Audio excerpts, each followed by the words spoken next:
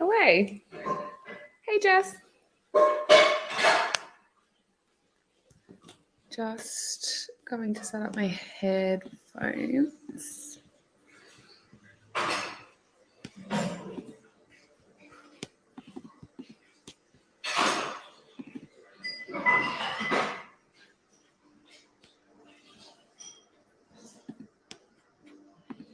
Okay, I think.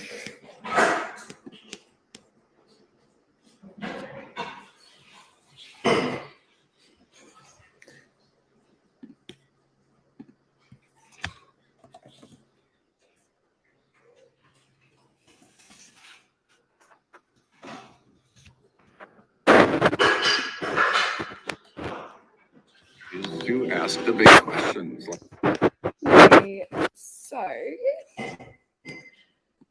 can get started, but my headphones aren't loading.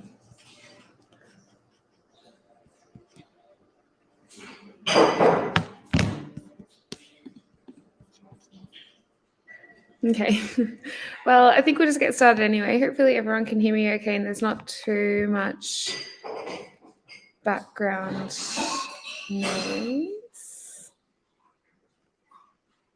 Let's turn that off. Okay, one moment.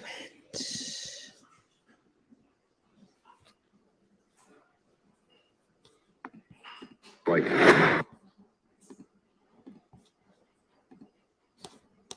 Okay. That'll have to do. Hi. Thanks everyone for joining. Hopefully the sound and everything is okay. All right. So tonight we will be talking about iridology. Hi, Sana.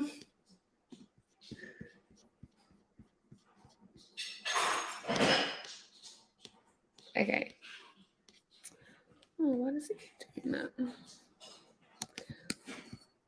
All right. So, okay. So before we get into the interesting stuff, oh, good. Sounds good. Awesome. These earphones, I don't know why they won't connect. Doesn't really matter. Okay.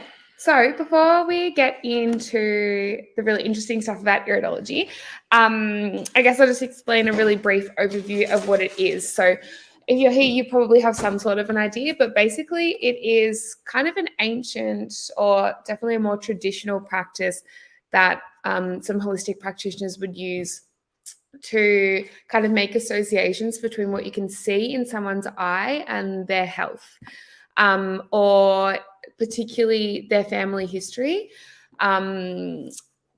It is, I like to think of it as, and a lot of people would describe it as a combination of art and science, because it really is understanding, I guess, those deeper connections. And I guess the science side of it may be a little bit more controversial, because even myself, when I learned this, we never had anyone saying this is proven, this is research-based. Technically there's not that side of science to it, but we have so much clinical, I guess, like a big backlog of clinical evidence in a way. And even personally, anytime that I've used iridology, something amazing has always come up. I think you're very hard pressed to tell someone something that's absolutely not true for them. So normally, if we were to be using iridology kind of in practice or in clinic, we have a special iris torch, or we use a camera and then kind of a program online to better analyze the eye. There's certain things that you can see with the naked eye. So if I was to just look at someone's eye, if they were right in front of me, I can see certain things that can give me a lot of kind of clues into their health and their well-being, and their even a little bit about personality. We'll get into that. But definitely you can see a lot more with an actual torch, and certainly with a camera. It's really fascinating to take photos of eyes. It's actually really quite beautiful, all the different things you can see. And then the tiny little specifics that we can pick up by looking at those really detailed photos compared to what you could see with just your eye. So if you ever have a chance to get an iridology photo done, I would definitely recommend that you do. I just think, yeah, there's a lot of really interesting things to be learned. Okay, so as we go through, I would also recommend you to either grab a mirror or grab your phone or grab a friend or someone else around, just so you have an eye to be looking at. You can definitely obviously look up photos, but anytime I talk to someone about iridology, they always want to know what's in their own eye. And there will be some things that we cover that you'll be able to see literally just with a mirror. Maybe even grab your iPhone torch and shine it against your eye.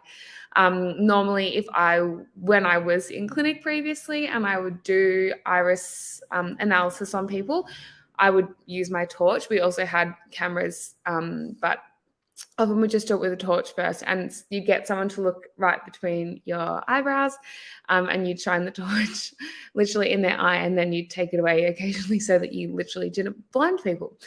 Okay, so what is iridology? Like I explained a little bit before, it is kind of that blend of art and maybe a bit more of a pseudoscience.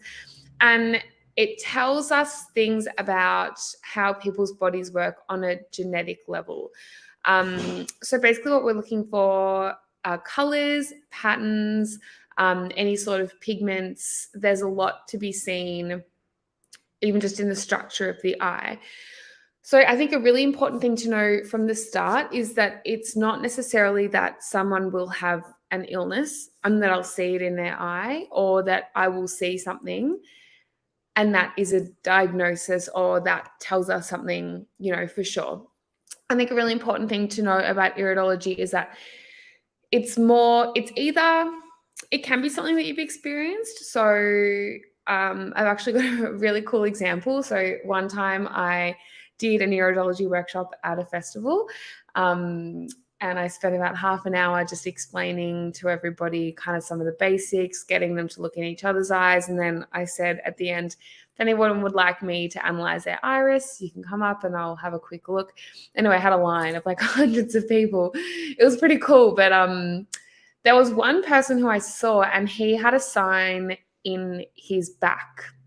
And it was a really significant sign. We'll get into which signs are more significant than others a little bit later. But basically, he didn't have very many signs, but there was just this one very clear one, which makes it a lot more significant. And it was in his back, but it was pretty young. So I just figured he probably hasn't had any sort of major back surgeries. He seemed to be walking fine, no clear back injuries. So I just said, you do have this sign in your back. I'm going to guess it's probably more of a family history. Because that also shows through our irises. They're actually kind of a combination of our own health tendencies plus family histories. And I said it's either a family history or, it could show that there's a weakness in your back. If you don't continue to focus on strengthening it, it could kind of cause other problems later on in life. You're obviously quite young, so you probably haven't experienced that yet. And he said to me, actually, I broke my back like 3 or 4 years ago, or however many years before this it was. And he wanted to test whether or not I would see it in his eye. So, there is a lot to be seen. Sometimes it is because someone has experienced something, and then that will kind of cause some sort of a sign in their eye. But often it is more of a family history. The other thing that it tends to be is more of a warning or shows kind of points that need extra nurture. So say, for example, someone had a really strong sign in their reproductive organs, but they'd never had any major challenges with them. It might, if it was coupled with specific other signs, it could kind of start to show us a pattern of, okay, if you don't take care of yourself, if you don't, eat a wholesome diet, if you don't exercise, if you don't manage your stress, we don't know exactly what it may be, but there may be something at some stage that could tip you into presenting with some sort of illness or some sort of disease within the body. And this is where it's most likely, or it could more potentially kind of show up. So I think there can be a little bit of negative language around iridology, particularly depending on the person who is explaining what they're seeing. But I think a lot of what we see is actually quite powerful information. It doesn't mean that someone is weak or someone has all these illnesses. It just means we all have different ways that our bodies respond, to being stressed or being run down. Like some people, when they're sick, they'll get really chesty coughs and they'll have really bad chest pains. Some other people get migraines. Some other people, are more prone to being really sick in their tummy. So we know in general that we do all respond to being run down or being ill in different ways. And I think iridology is a really good way to kind of get a much better understanding of that. Another really interesting thing is that once a sign is in our iris, it doesn't leave. So a lot of people will think that, they might have like a big black spot, for example, somewhere on their eye, and they hope that they can eat really healthy or do a detox or do some sort of a liver cleanse and it will go. Once a spot or a sign is in your iris, it stays there and you can't get rid of them. The only thing that you kind of can change is I guess you may have seen this for yourself. You may have noticed it in other people. People can kind of almost get like a black sheen over their eye. And that's usually when they're really run down, they're not taking care of themselves. I remember when I used to work in a wellness resort in Thailand, I had one woman, she was like a hoot, but I did not believe that anybody could eat as poorly and drink as much alcohol as this woman drank.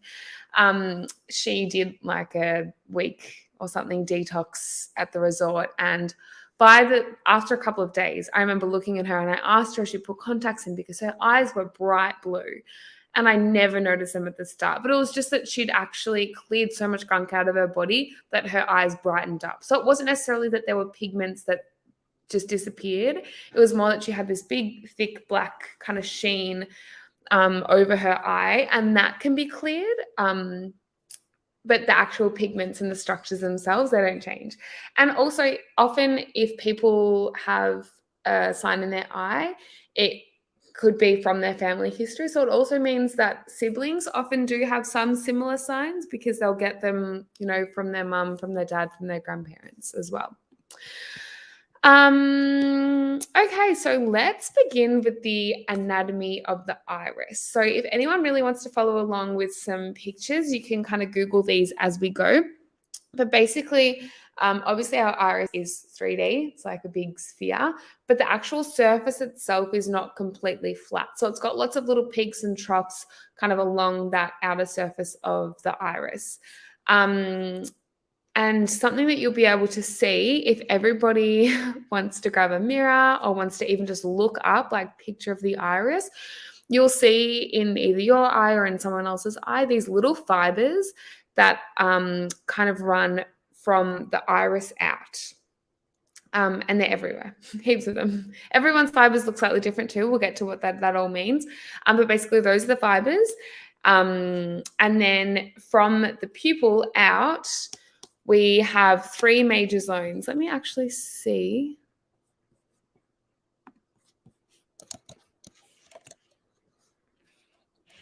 Not that, okay. I've got a couple of pictures here.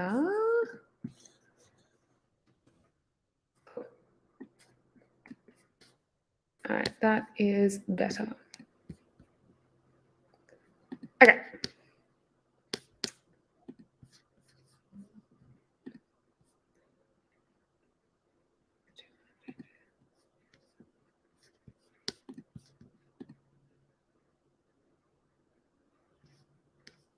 I'm not sure if camera's also positioned to capture your screen. Okay, well, look, never mind. Privacy. Okay, doesn't matter. Okay, so basically there are 3 major zones of our iris. And from where the pupil finishes, so like the big black spot in the middle, you'll see that the rest of that is your iris, and then you kind of get to the stroma, which is the white. So within that bit from the pupil to the white, that is divided into thirds, basically. So your first third, Yes, we will publish this video on our Facebook page when we're done. So the first third is your digestive zone, and then you've kind of got the next 2/3 out from that. So the last 2/3 are kind of really similar. It just depends on the exact area of the eye. But you just want to know that first in that, no worries. Good luck with the kids. That first inside third is your digestive zone. So when we're analyzing an iris, there are a couple of main things that we're looking for. The first one is called the autonomic nerve wreath. And the reason that I pointed out these three major zones of the iris is because the autonomic nerve wreath, we'll call it the ANW for short, should sit at about that 1/3 point. So from your pupil, 1/3 of the way between there and the white, there should be some sort of a line around that area called the ANW. And we'll get to what exactly we're looking for in that. The next is color. So kind of the background color of the eye plus the colors of the pigments.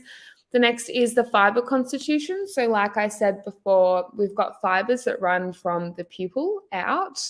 And they can tell us a little bit as well. And then markings. So any sort of pigments or kind of big gaps in the fibers we'll get to as well. They all mean slightly different things. Yeah, definitely recommend anyone kind of looking up a picture of an iris, looking at your own, or finding a friend to look at their iris, because it makes a lot more sense if you have something that you can actually look at and go, oh yeah, there is a little line. And actually some people you won't see their ANW. So we'll start off with the ANW. This is the line that divides the iris from that first third section into the rest of kind of the 2/3. Sometimes it's really visible and sometimes it's very difficult to spot.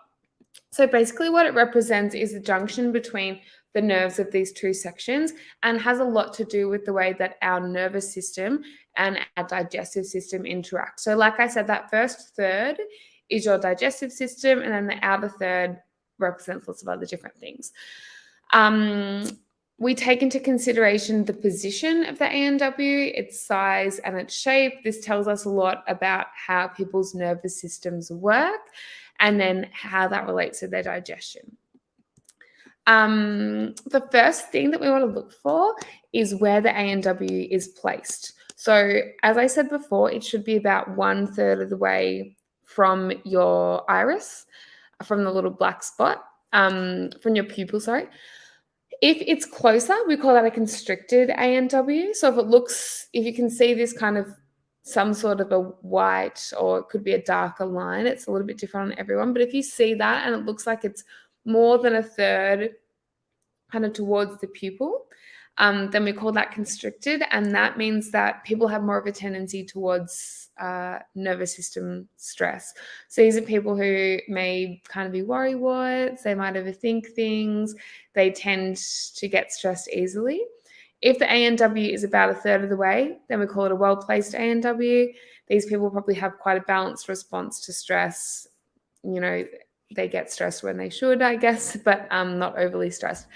Then if the ANW looks like it's sitting way further away than 1/3, it might be different in different spots, but in general, if it looks like it's way further than 1/3 of the way from the pupil to the white, then that is an atonic ANW. It basically means that stress really isn't a factor for these people. So they're really not likely to get stressed out at all. Their body really rules their head.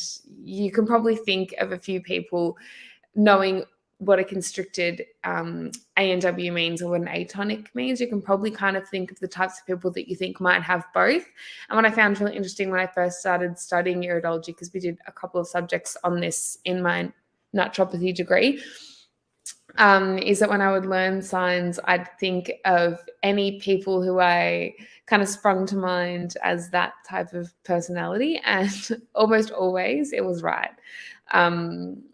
Yeah, so have a look at yourself, have a look at those around you, and see if you can see that ANW and exactly where it's sitting.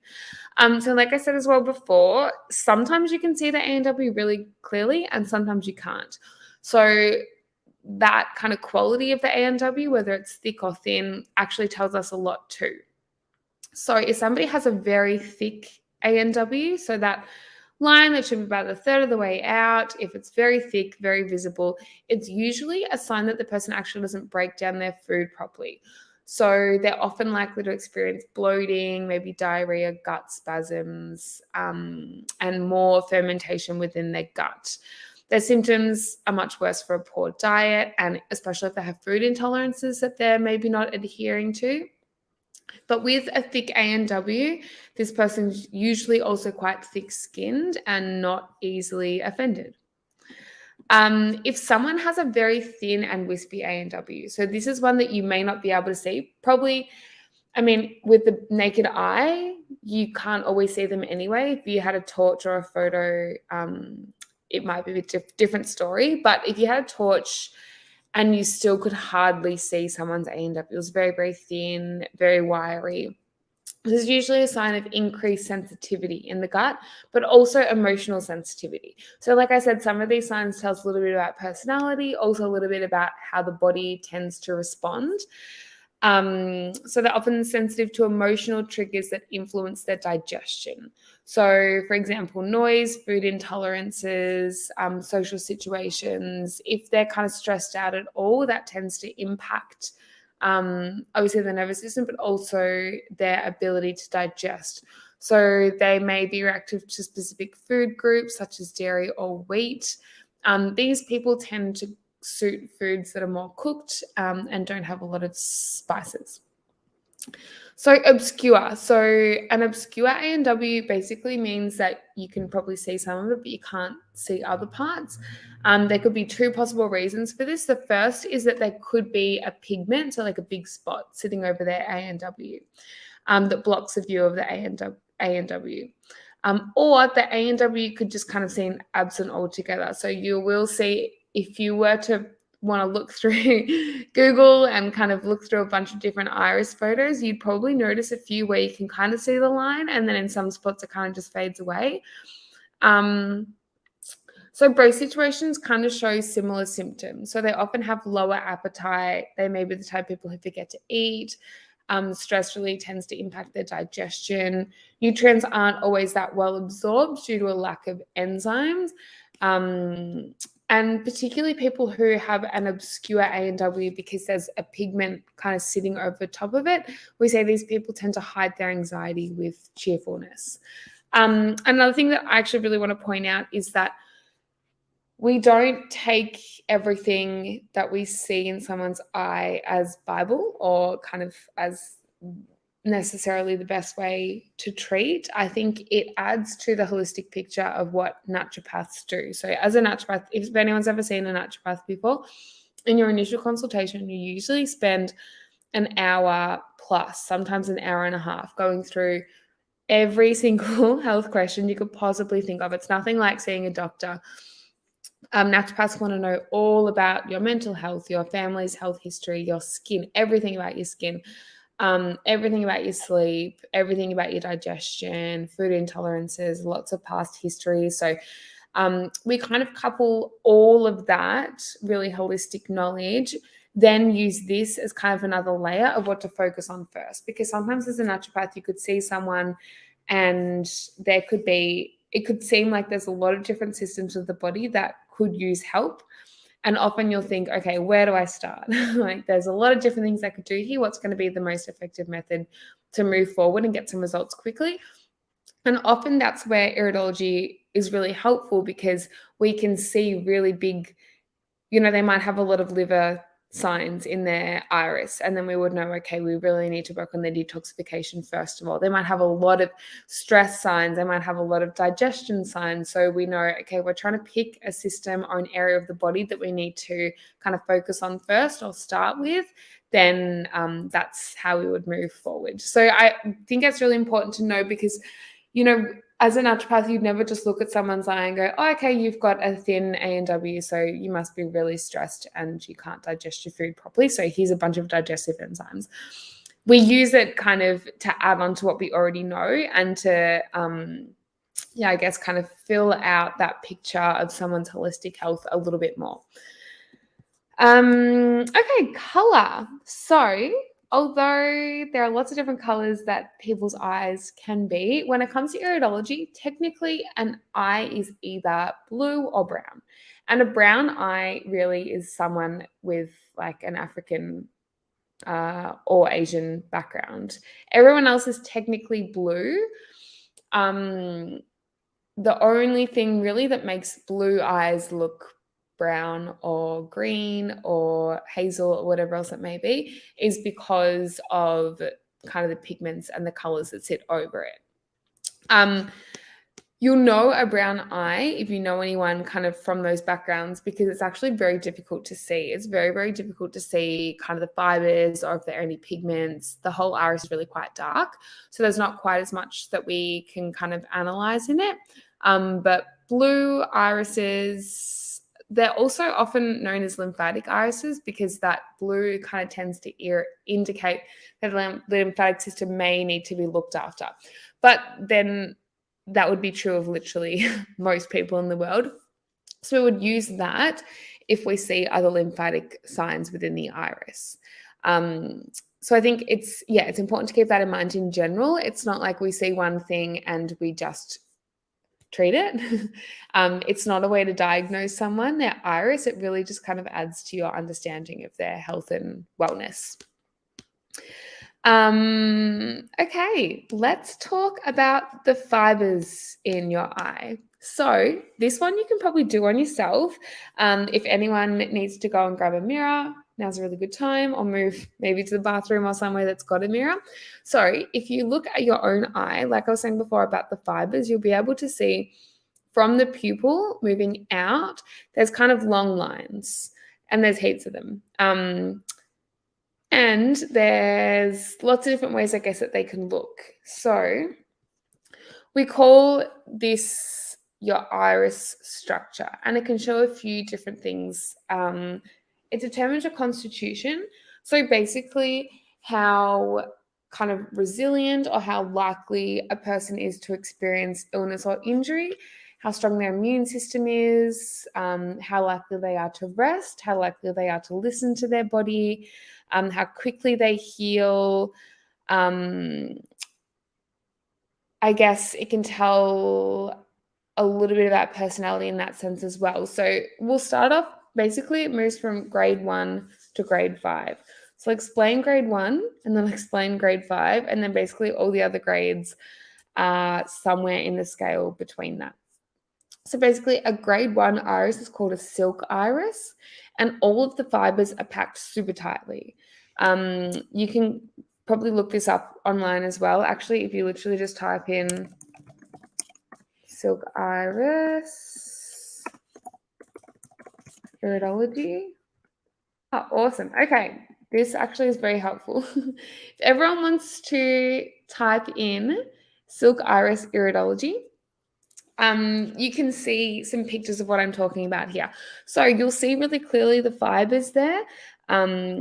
As I said, the long lines that are kind of moving out from the pupil. In this grade 1, so the silk one, they're almost dead straight.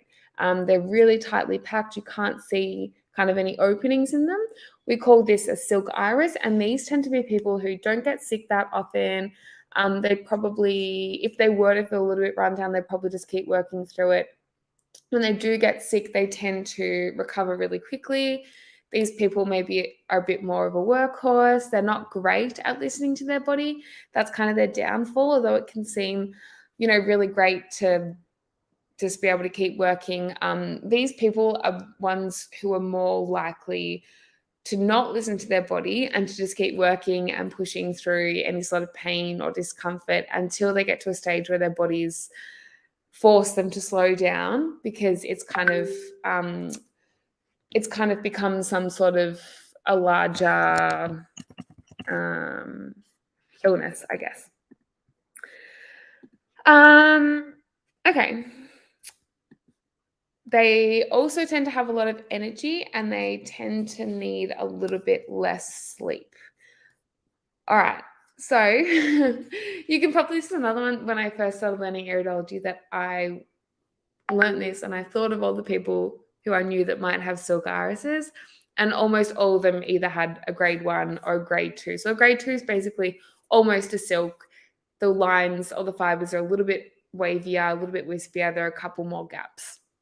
And then we go to the other end of the scale. So a grade 5 iris, which is a net or a daisy petal iris. So these are the types of irises that maybe you've seen in some really stunning photography because they look mesmerizing. They have these big gaps and they're super kind of open looking. There's lots of different spaces and holes between the fibers, lots of dips and parts in all the sections. And that's why it's called a net or a flower appearance as well. So these people tend to have more of will we say a sensitive constitution, but I think that can mean a few different things. They're definitely better at listening to their body. So if they're not feeling well, they'll be able to identify it and be able to kind of adapt and make sure that they're resting and recovering. They often need a little bit more sleep. They're definitely a lot more laid back and relaxed in terms of personality. Some of them may be bordering on lazy, really depends on the person. But yes, they definitely tend to look after themselves a lot better. And then grades 1 to 3 literally sit somewhere in the scales. Grades 2, 3, and 4 sit somewhere in the scale between 1 and 5. So if anyone had the chance, feel free to kind of comment and tell us what you think your fiber is. If you think it's really, really close and maybe you're grade 1 or you're kind of somewhere towards the 3, 4, 5. There's no right or wrong answer. All have their kind of bonuses or have positives and negatives, I guess, just depending on what you do. I think mine's a 2 or a 3. I'm kind of just sit somewhere in the middle. There are a couple of gaps in my fibers, but nothing you'd be able to see through my Mac camera. Okay, so let's move on to markings or signs within the iris. So kind of the first thing to know is that less is more. So sometimes people will think, oh, I've got heaps of spots on my eyes. It must be really bad. It tends to be more that one pigment in the iris has more significant meaning than an iris with lots of different pigments. It's the same for any of the other signs that we'll also cover. So if someone has heaps of things going on, doesn't usually mean that much. If the iris is kind of looking pretty symmetrical or pretty even and there's just one big gap or one big spot, and then that tends to be a little bit more indicative of whatever the kind of underlying link may be. If this happens, we say that it's the body's way of telling the iridologist to pay attention to it. So the left and the right irises, so the right and the left irises are different, just as kind of both sides of our bodies are different. So I will actually get everyone who is still playing along to Google, I think iris map, you should, or iridology map, something like that. And you will see an image of a left iris and a right iris, or the right will be sitting on the left because it's anatomical. But you'll see that it's slightly different because kind of they're on different sides of the body and they're connected to slightly different things. But we use that map in iridology to be able to link different kind of pigments in the eye to different sections of the body. So things on the right iris usually show an inheritance from the father's side, and the left iris has a little bit more to do with the mum's side. So like I said before, a sign in the iris, it can be your own kind of personal history, maybe a bit more of a warning of how your body will respond in times of bigger stress, but it can also be a sign that's come through from a family history. And it's actually really interesting to look at the irises of family members because there are a lot of the same spots. And I've seen it within my own family. When I first started studying, I analyzed all of my family's irises, and my brothers and I had some of the exact same spots that were from either my mum or my dad. Okay, so let's pull up those iris maps and you can just kind of have a general look at them. But basically, you will see up the top of both irises tends to represent more of like a head, neck section. Let me just pull mine up a little bit bigger so I can show you. You can see pretty well where the kidneys are. They're kind of at the bottom, just on the inside of both. The lungs and the heart kind of tend to be on the outsides of both. As I said from the start, our stomach and our digestion is kind of right in the middle. So you'll see them kind of circling around the pupil of both irises. And then everything else kind of changes within that. So we'll use this a little bit later when we're talking about different signs and pigments and stuff. Hey, Natasha, welcome. Just maybe search, if anyone's just joined in and you want to know what we're up to, if you want to search iridology map, and you'll be able to see kind of a map of two eyes, and it's got either pictures or words of different organs or systems on it. We're semi-looking at that at the moment. So we're about to get into different signs in the iris and what they all mean. Okay, so let's start off with pigments. So pigments are the easiest to spot. They're literally a colored mark that sits on top of the iris. Like I said, they can be inherited, but they're usually an accumulation of our own lifetime. Either a record of how you've lived your life or kind of an indication of what is more likely to present if we don't kind of live a whole healthy, happy life, if we don't manage our stress, our diet, our movement. Once a pigment is in the iris, it cannot be removed. So it's always there. And yeah, I think the best way to think of a pigment, or really any sign, is that it is a sign that a certain area of the body may need more support when the body is under stress to prevent an illness from presenting there. So we can kind of think of these as more of like a power to know that it's there, rather than some sort of a curse that we're going to develop some sort of an illness, because it doesn't mean that we're going to develop anything. If we do everything in our power to just live a healthy life, then we can kind of avoid any of these things actually coming to fruition. So pigments can be different colors. If you look at your own iris in the mirror, you may see a couple kind of sitting around. So a yellow pigment represents kidneys, orange, pancreas, brown, liver. It also depends on exactly where that pigment is. So say, for example, you had a pigment sitting in, let's say, right next to your pupil, and it was brown in color. So that would be a liver pigment sitting in your digestive zone. And that could tell us a few different things depending on your exact symptoms. But if someone was experiencing bloating or gas or something like that well after they'd eaten, then that alone is a pretty good sign. But that plus this spot would tell us that the liver may need more support in terms of digestion. So the liver does a lot of different things in the body. Particularly if someone's experiencing those kind of symptoms, a few hours or a period of time after they've eaten, it's because that's kind of how long it can take for the food to start to pass into, like, through your stomach, through into where the liver has to do the work.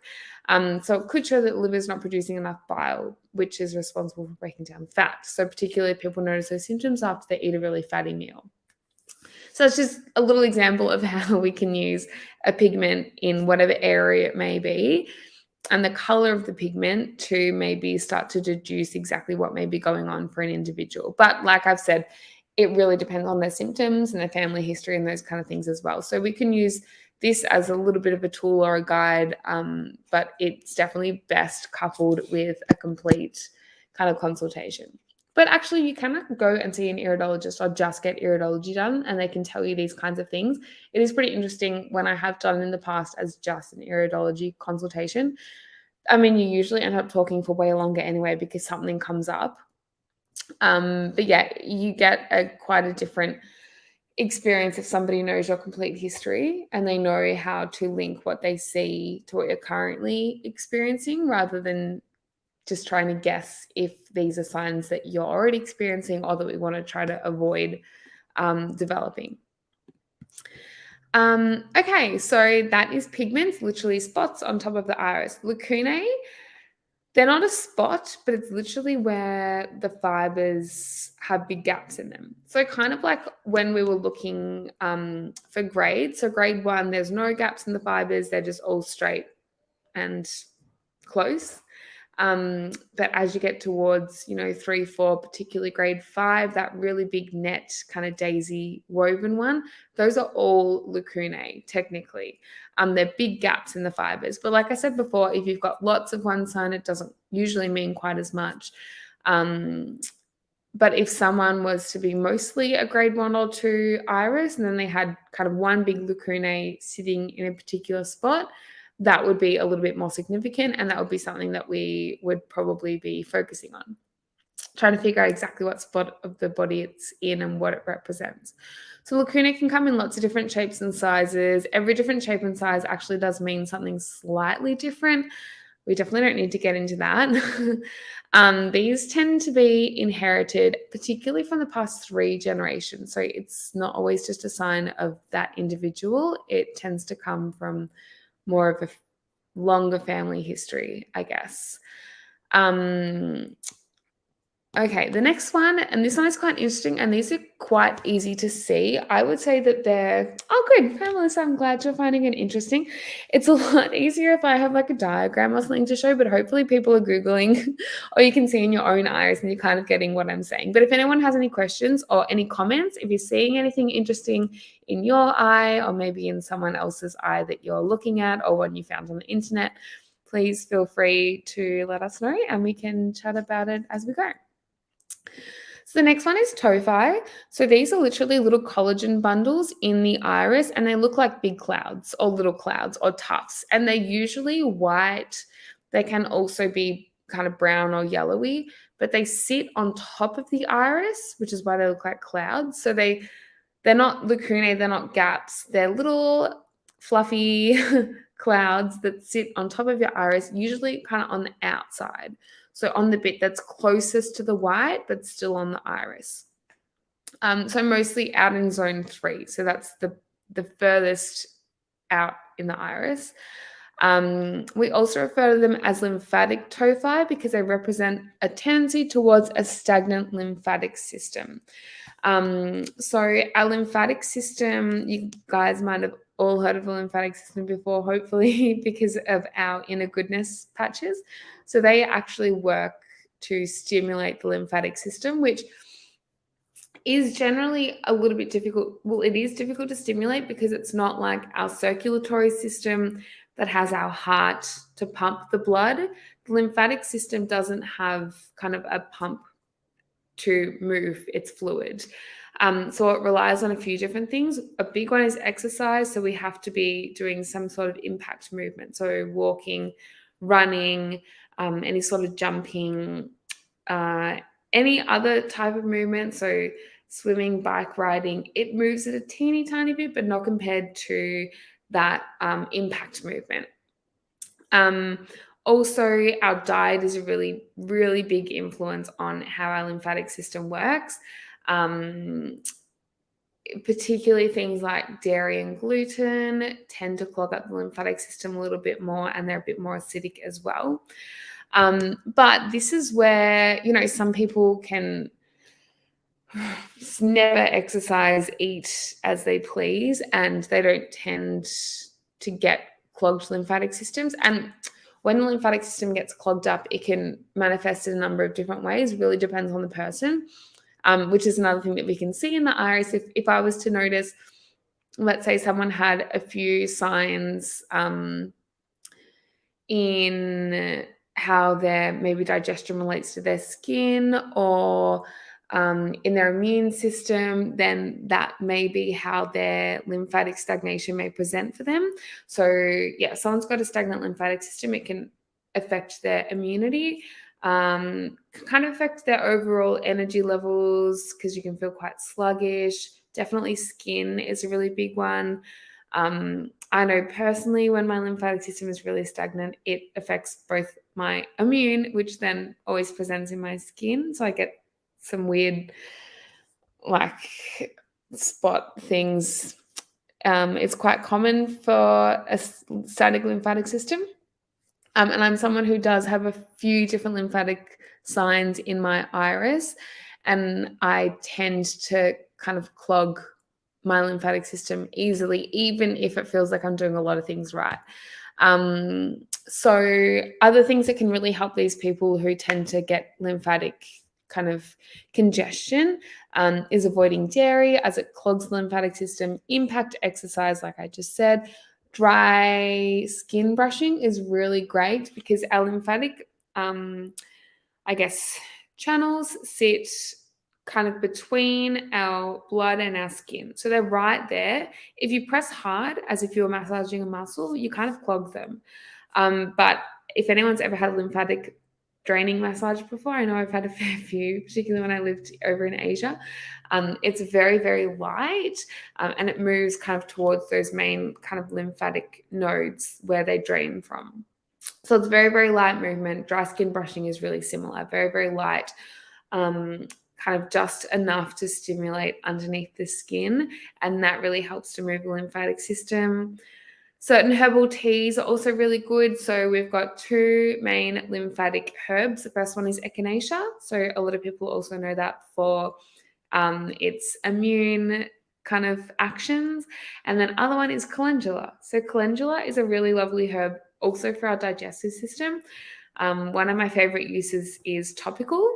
I used to actually always make like a calendula cream or ointment. It's really good vulnerary, so it's a wound healer. Any sorts of cuts, grazes, little wounds, whatever abrasions it may be on the skin, calendula really helps to heal that up. And it does a really similar thing internally too. So that's why it's used for digestion. If people kind of have a leaky gut or some sort of digestive compromise where the lining has probably started to pull apart, calendula is really good for that. Also, it is a lymphatic herb. So calendula and echinacea both help stimulate our lymphatic systems. Two other main things that help lymphatic system. So yeah, for anyone who's got these tophi, so the little puffy clouds on the outsides of their irises. Another one is deep breathing. So that can really help, I think, a lot because we don't have a pump for our lymphatic system, but kind of by stimulating a similar movement, I guess, through our breath can also help it flow. And that extra, I guess, oxygen is also suggested to help, but also hot and cold showers. So it's kind of causing that vasodilation, vasoconstriction of the blood, which is almost in a way causing another similar type of pump. Yeah, like I said, there are a couple of other signs of having potentially a kind of a tendency towards a stagnant lymphatic system. And yeah, definitely someone isn't eating right, or if they're not moving enough, it's much more likely, I guess, to present. I've never heard of it. It'd be really fascinating. I would love to have my iris studied. Thanks, Chelsea, for this session. Yes, that's great, Kim. Nick, Kim. Yes, we'll have this up on Facebook later on. And yeah, it is really fascinating. I think if you kind of have the right mindset of how it can be used, and we know that it's not a diagnosis, it's just kind of another tool to add to our holistic understanding. Yeah, it's very fascinating. So yeah, absolutely, you can watch this back later. The next main sign that I want to talk about are nerve rings. So these ones you can't always see. Not everybody has them. You kind of always need to look at an iris a little bit on the side. But once you know what they are, you do tend to see them a little bit more frequently on people. So it's basically, if you actually Google iridology nerve ring, actually to see what comes up when we do, you should be able to see, a few will pop up. So they literally are white circles that kind of go perpendicular to your fibers. So they're in the same, if your pupil is here, they kind of will run in the same fashion, but further out, and they're just thin white lines.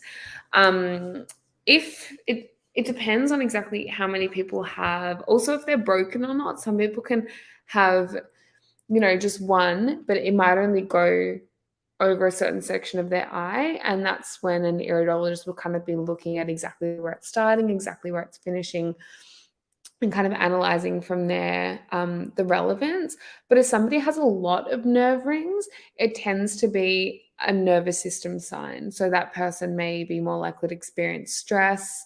Also, from what we learned about the nervous system before, is if that person also has a really constricted ANW plus nerve rings, we're starting to see a lot more of a nervous system tendency. So they may need a lot of stress support. They may need some kind of lifestyle techniques, deep breathing, meditation, exercise, hobbies, whatever it may be, to make sure that they're really kind of prioritizing that stress management. What nerve rings actually are, so you'll see them as these white thin lines, but it's literally a dip in your iris. So that's why you kind of can't always see them straight on. You always need to look from that angle to be able to see, to be able to get where the light kind of reflects off that dip.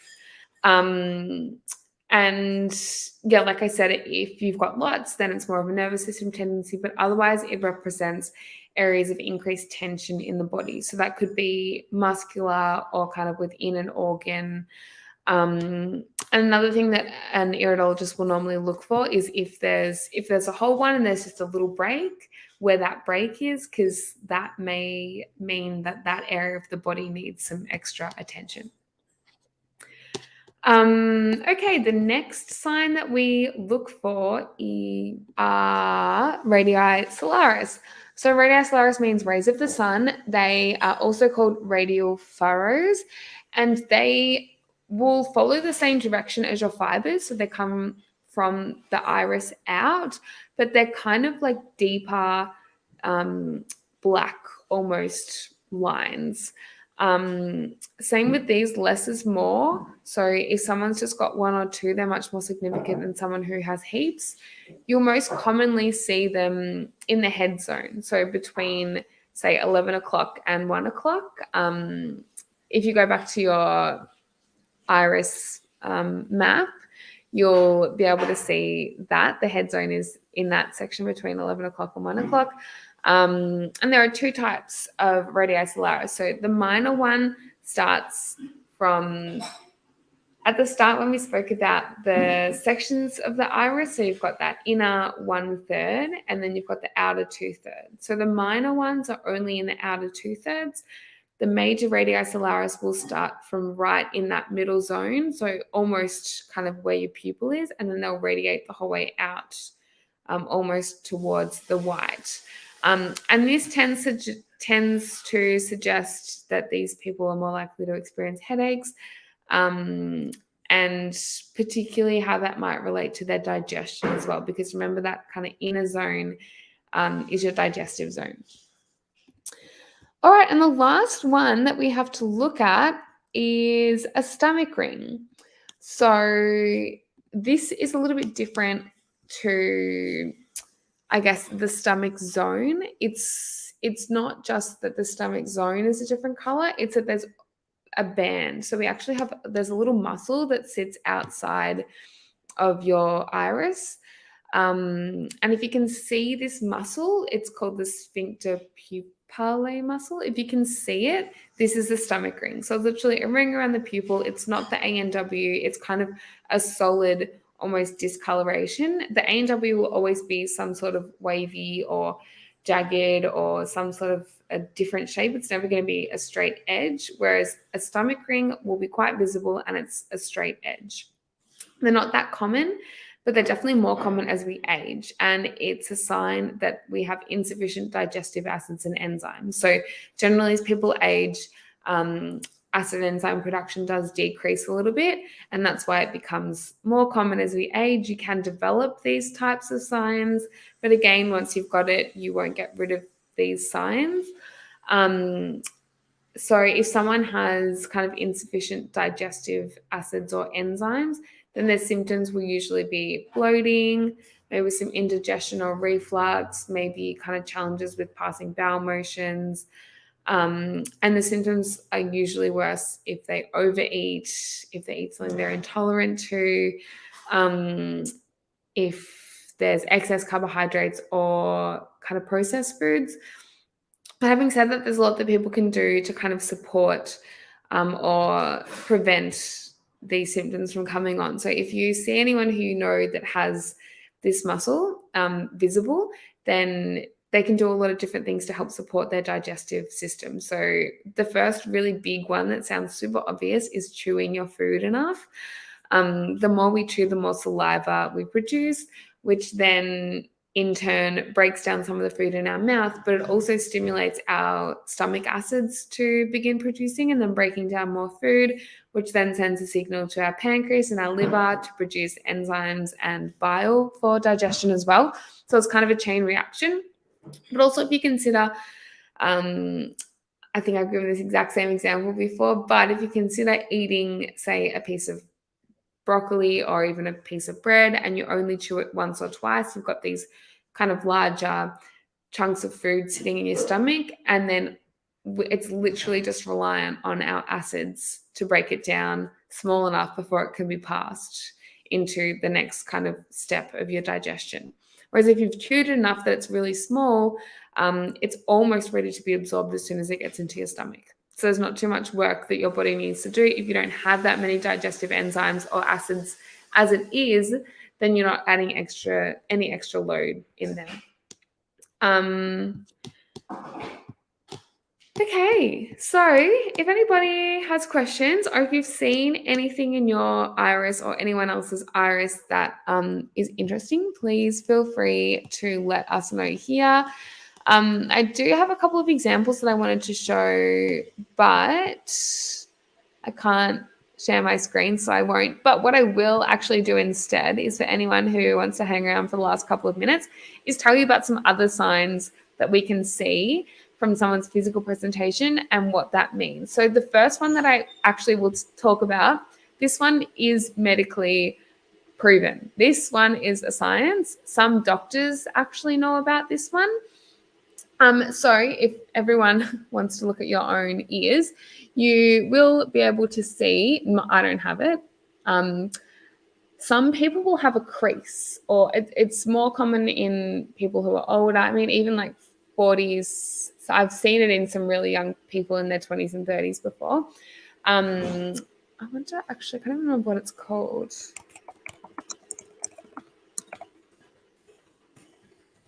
Okay. If you literally look up earlobe crease, heart disease, or cardiovascular system, you'll see exactly what I'm talking about. And this one doctors actually know about. So basically it means that the cardiovascular system is kind of under some excess strain. Maybe the blood isn't flowing properly, because that little section of the ear, there's actually a particular blood vessel that runs there. And if the cardiovascular system isn't kind of functioning optimally, maybe there's plaque buildup, maybe circulation is a little bit slow or stagnant, whatever the exact factors may be, the blood isn't getting there effectively, and then it actually causes this crease. So it's quite easy to see. You will tend to see it on maybe older people. If you see it on yourself, don't stress too much. Actually doing these kind of detoxes can really, really help, because we know that weight loss is really a beneficial kind of strategy for managing our cardiovascular system. Lots of other things you can do. If you're concerned, you can go and talk to your doctor or your naturopath or nutritionist. The last sign that I will tell you about, while we have a couple more minutes too, is your tongue. So our tongues, and I mean our nails tell us lots of different things too, but there's just a lot more that different signs can potentially be on your nails. But with your tongue, there's one main one that I always look for. So if you get someone to stick out their tongue, And if you see it's quivering, so you can stick out your own tongue, you might notice it in yours or someone else's. Mine shouldn't quiver because it's usually a sign of low magnesium, and I take a lot of magnesium. So magnesium is needed for kind of that muscle relaxation, to oppose the contractions. And I mean, most people are actually magnesium insufficient. So it's quite common if you're not taking magnesium supplements. It's even if you eat a really whole food diet, it's still difficult to get sufficient levels of magnesium through the diet. So yeah, if someone sticks out their tongue and you see that it's quivering, it is almost definitely a sign that they don't have enough magnesium, and they should definitely go and take a good high quality supplement. I don't want to get too into magnesium supplements, but basically don't get any that have oxide in them.